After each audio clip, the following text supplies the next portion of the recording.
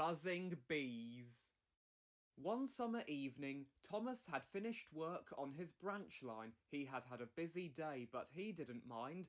Thomas likes being busy. He enjoys huffing and chuffing about up and down his line. He puffed happily back along the track towards the yard and slowed down to say hello to the sheep on Farmer Mill's farm. Bzz, bzz. Suddenly there were bees everywhere. They buzzed angrily around Thomas's funnel. Bzz, bzz, bzz.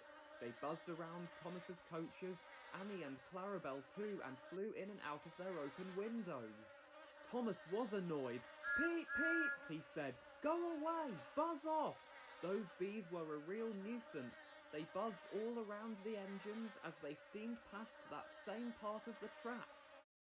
That night, in the shed they shared, the engines talked about the bees. "Some of them flew right down into my funnel," said Henry. "I had to blow really hard to get them out." Even Gordon, the senior engine, and the biggest and most powerful engine had been bothered by the bees. "They were everywhere," he said. "All that buzzing was very annoying. Poop, poop." The next morning, when Thomas chugged back along the line, the bees were still there buzzing around angrily. When Thomas's driver saw Farmer Mills waving from the side of the track, he put on the brakes and Thomas stopped. The bees flew round and round his funnel. Bzz, bzz. They sounded very angry indeed. "What's wrong with you?" said Thomas. "Buzz off, you silly, noisy bees!" "Where have all these bees come from, Farmer Mills?" asked Thomas's driver. "They're mine," said Farmer Mills. "I keep them in that row of hives over there. I collect their honey and put it in jars to sell.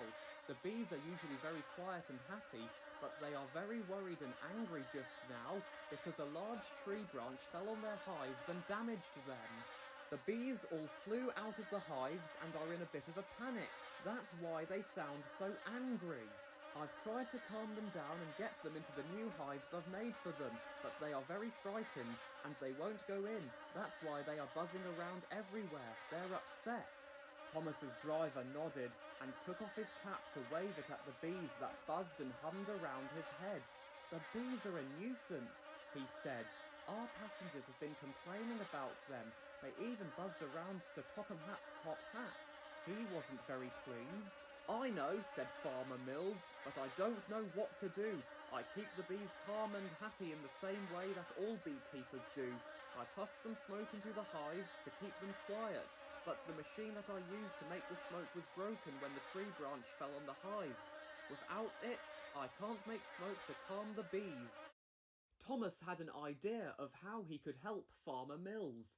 Later, when he was back in the yard, Thomas went to find Henry, the big green number 3 engine.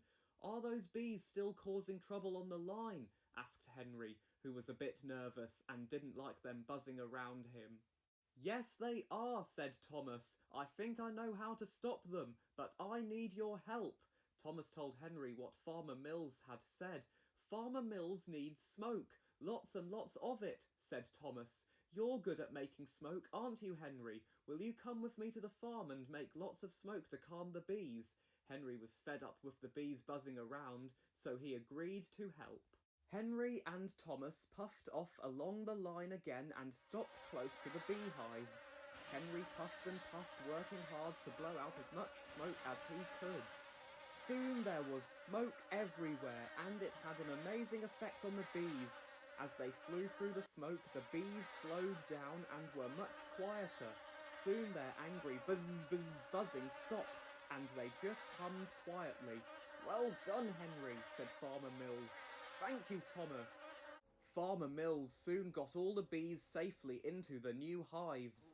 They were still making a noise, but they didn't sound angry now. Instead, the bees made a low, happy humming noise. "That means they feel safe and happy again," Farmer Mills told Thomas and Henry. "They don't feel frightened and angry anymore." Thanks to Thomas and Henry, everyone was happy. Farmer Mills was happy, the engines and the railway passengers were happy, and Sir Topham Hatt was happy. Best of all, the bees were happy. As soon as they had settled into their new hives, they set about doing what bees do best, making lots and lots of lovely yellow honey.